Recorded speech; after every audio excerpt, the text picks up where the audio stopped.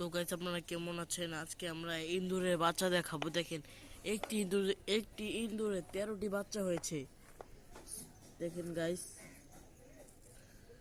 13টি বাচ্চা, মানে এগুলো না, এই যে দেখেন কিভাবে লাফায় এগুলো ধরলেই।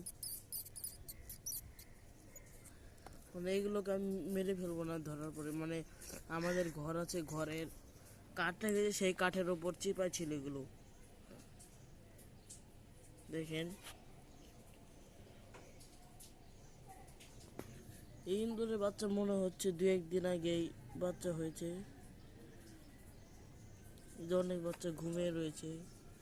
এই বেটা,